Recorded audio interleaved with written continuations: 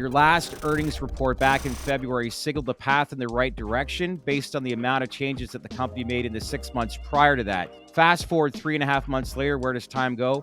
But here we are today. Do you feel confidently that the plan of change that you've outlined to us in the past in righting the ship is still very much on course with what you've outlined earlier this year? Like, where are we? Keying in on the products and the vapes, I mean, Storz and Bickel was another growth engine for the quarter. I mean, what's driving that? Is it sales and marketing? Is it the fact that you're seeing a consumer trend with people changing from the way that their actual methods of consumption going towards more of like a dry herb vaporizer?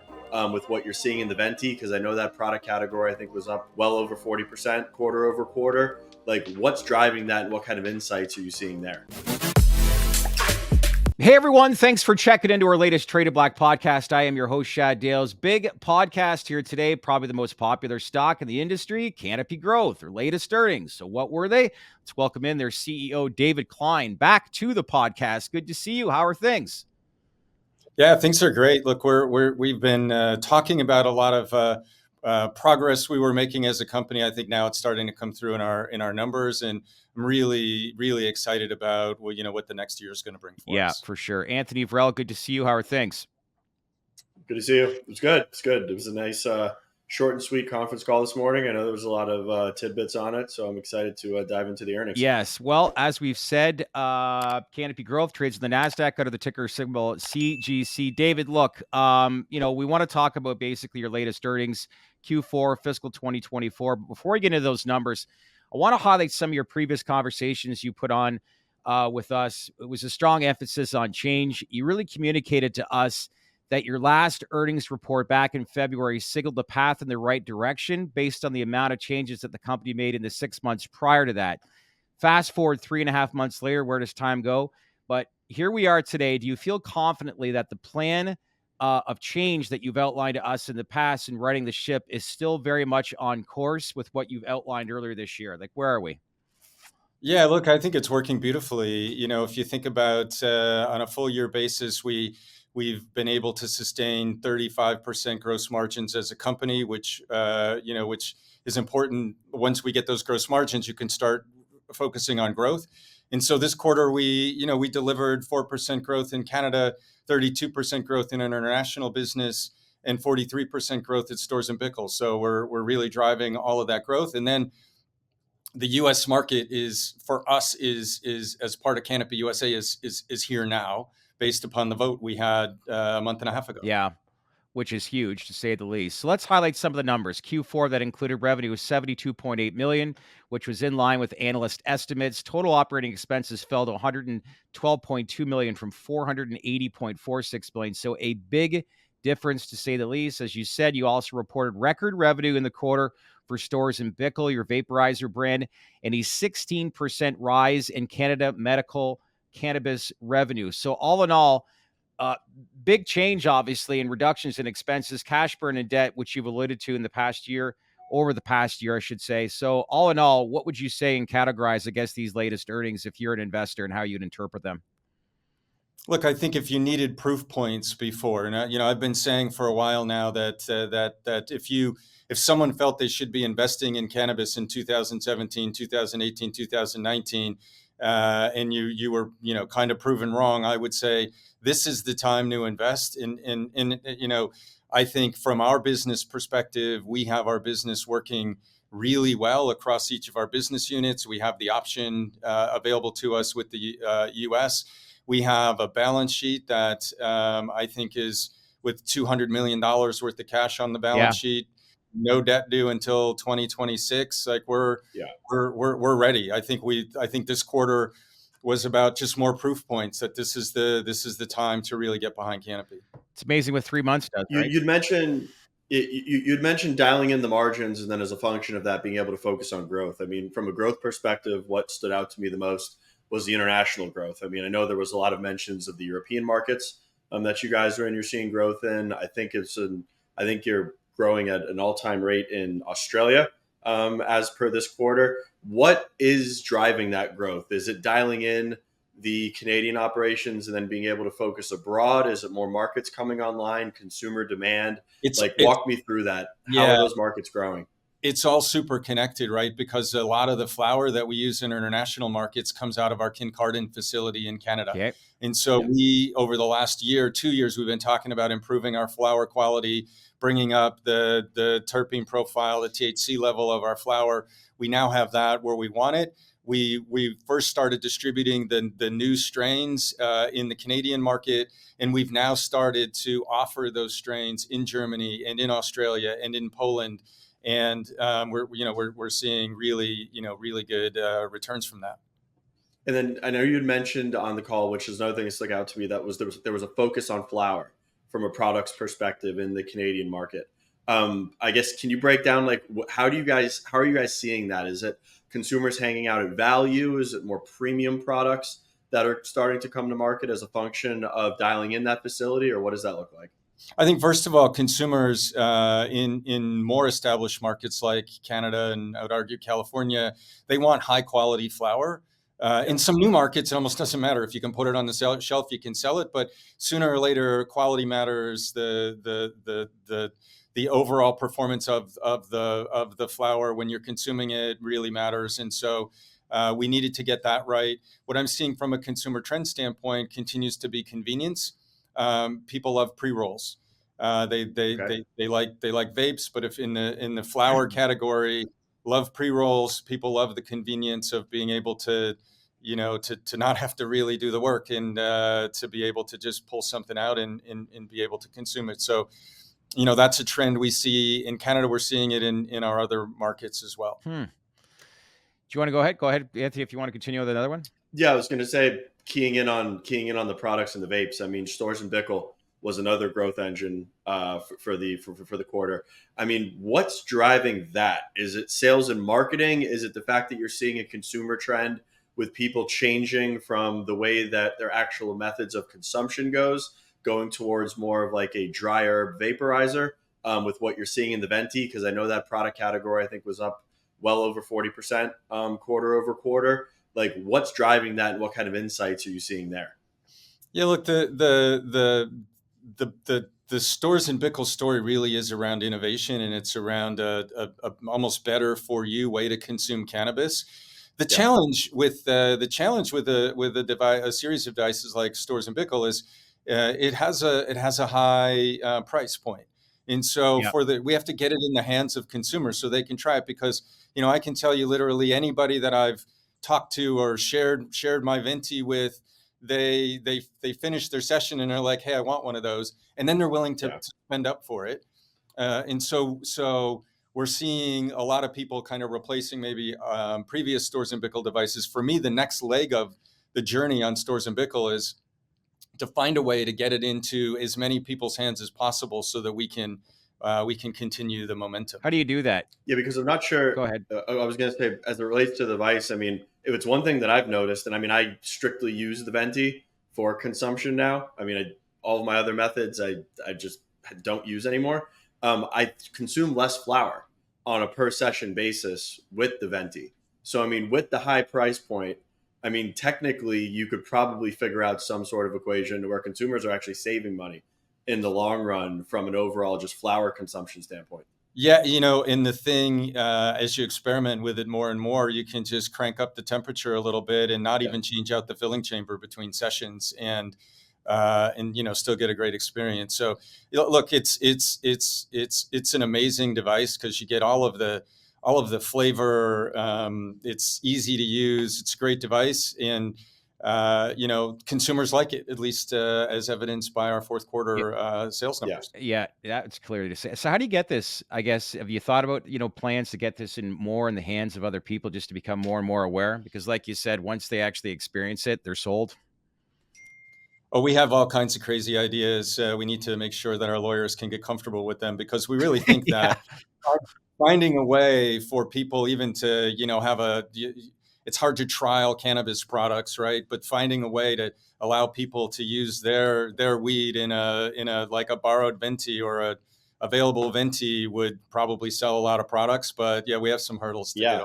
Or we can. Yeah, I mean, any of the early stage like consumption lounges that I've been in Las Vegas, in Nevada, or California, the staple product that they have within those consumption lounges are volcanoes. Yeah. There's volcanoes on every table. So, I mean, I couldn't see that being a problem, getting the Venti to be able to be more so like a loaner device in consumption lounges. Yeah. Want to look at this from a 40,000 foot view. Like you said earlier, debt not due until March of 2026, cash balance at $200 million. You've obviously paying close attention, or somewhat of attention, to the news in Washington with rescheduling, safe banking. Like if that were to happen for the next 2 years, let's hope it does. But what does this say about the company? Because, anything that's positive for this industry, when we look at daily volume, you still can, like, it's not even close as far as like who the leader of the industry is. But a lot of these things, no material debt due for another 2 years, along with, like I said, $200 million in cash. We get some legislation movement in the next 2 years. Like, have you thought about what this US market presents to you and overall what the actual company will be 2 years from now if we do get some sort of movement? Oh, I obsess over I'm that. sure you do. so, I'm sure you do. so no, if you think about our U.S. business as it sits here today, I still think investors haven't really grasped onto what it really is. And you can build up, you can look at Acreage's EBITDA as a public company. Acreage, for last year, say, Acreage is one of the best positioned companies in Ohio. They have 5 stores out of 120 stores currently, but they have a 9.5% share in that market.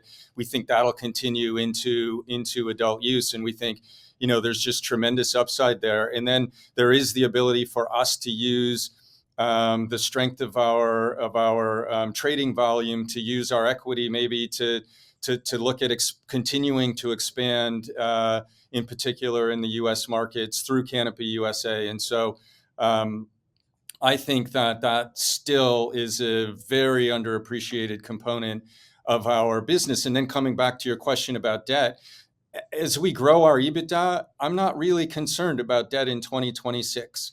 As $200 million worth of cash on the books today.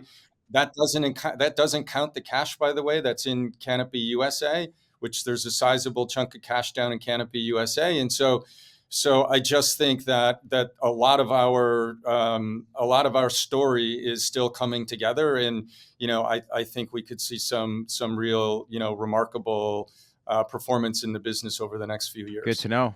Speaking of Canopy USA, I know the last time we spoke, we talked about putting the pieces together. You said that Jetty and Wana would be first, which we've seen those press releases come out with those assets. Acreage being the third piece. Is there a timeline? And you said that would be the trickiest piece to get done, as they are a publicly traded entity. Is there a current timeline in place for getting the Acreage piece finalized? Yeah, we're working on that, literally around the clock at the moment. And so I think, we'll see something over the next several weeks related to exercising our options in Acreage. And then, it's truly game on between the businesses. They're already starting to collaborate.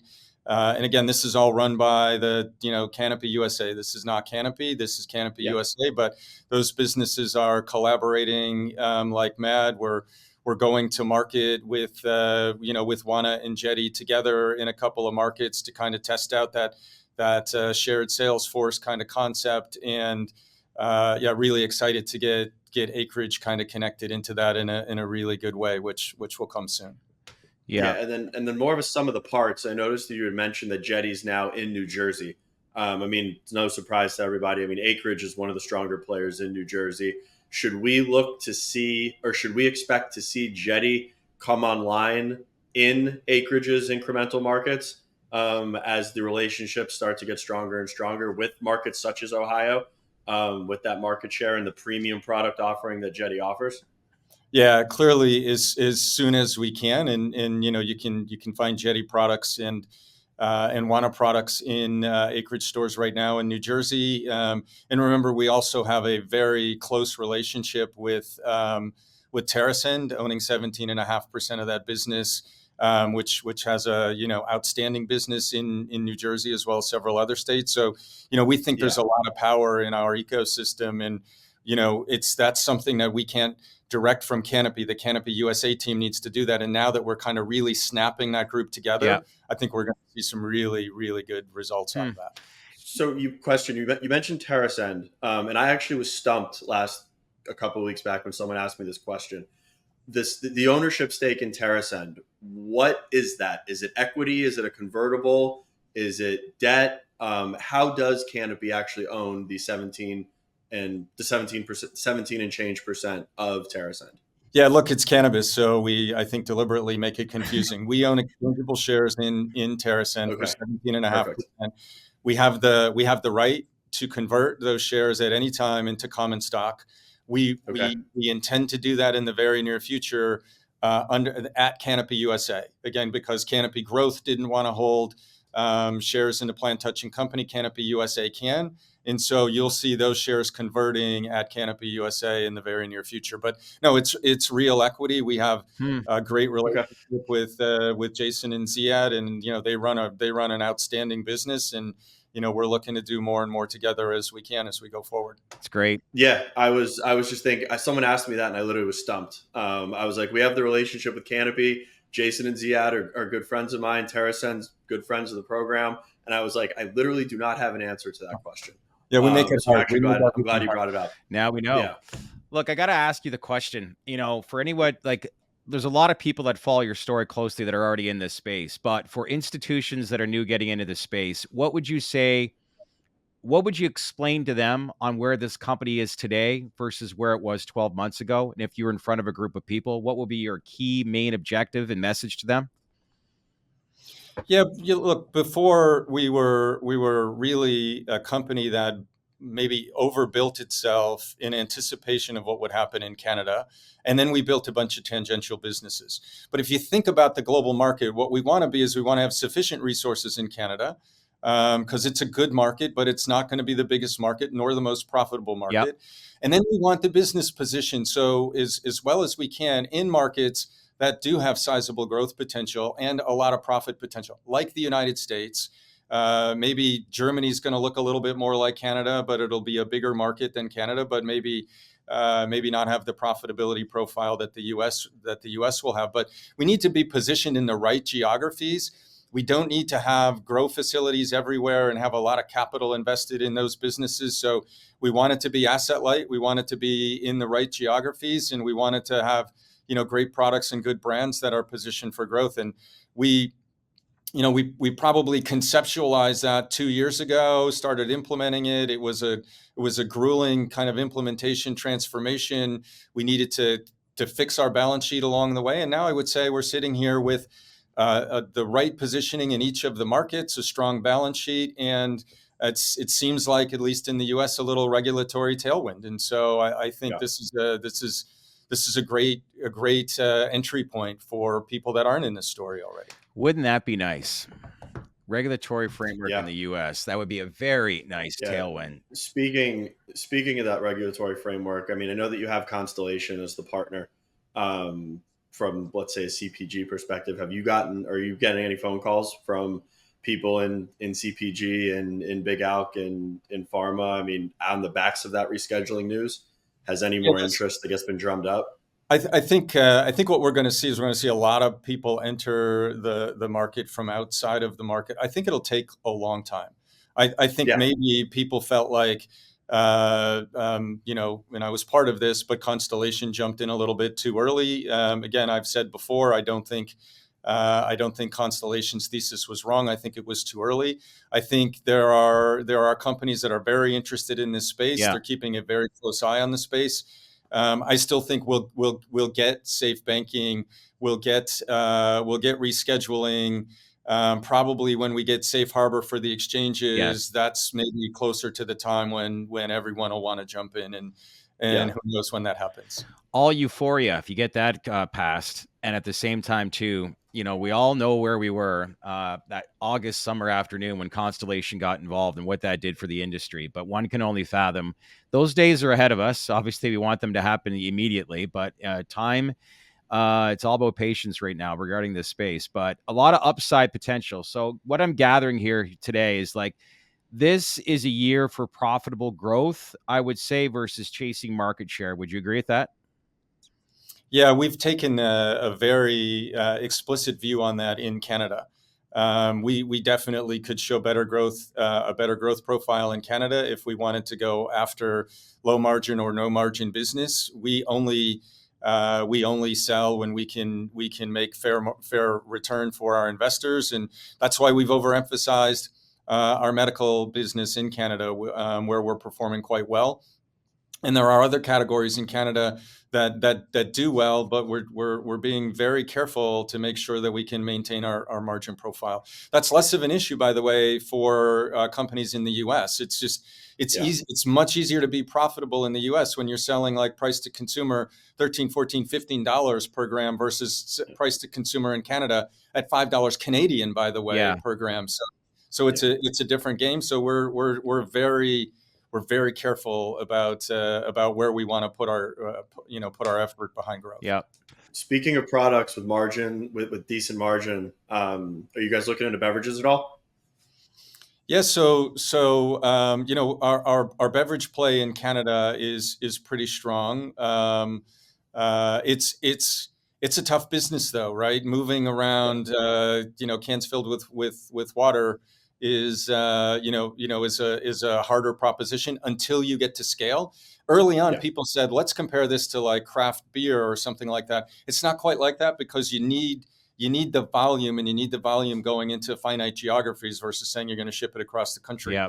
So we're really excited about the opportunity for CUSA to do beverages in the U.S. because then you have much more concentrated markets, and you can be a lot more profitable when you're producing in a single state and distributing it into very concentrated cities and so forth. Well, so there is potentially a beverage strategy somewhere along the line for CUSA. This whole thing really started from a Constellation standpoint as a way to find adjacencies to alcohol in beverages. Now, I think the adjacencies are going to turn out to be cannabis is just very, very adjacent, if not a substitution for alcohol. And so, but so this is where it started. But again, we're going to make sure that we can do that profitably in the CUSA system. Look, like the transparency that's been involved, but like you said before, in the past, a year of change, but now the plan is starting to see, and we're starting to see some results from it. So look, congrats, obviously, on the latest earnings. Feel free to leave some comments below if there's any other questions that you want to ask the CEO, David Klien. We'll make sure to reach out to him. But this has been great. And most importantly as well, it's onwards and upwards moving from here. But a lot's changed since we first interviewed you in February, but you got to be happy at the momentum that's being built. I am, and I appreciate you guys having me on. I think this is definitely the future of media. So keep doing what you're doing. Awesome. Appreciate it. Isn't that the nicest compliment? David, appreciate it. Take care. Yeah, keep in touch. Thanks.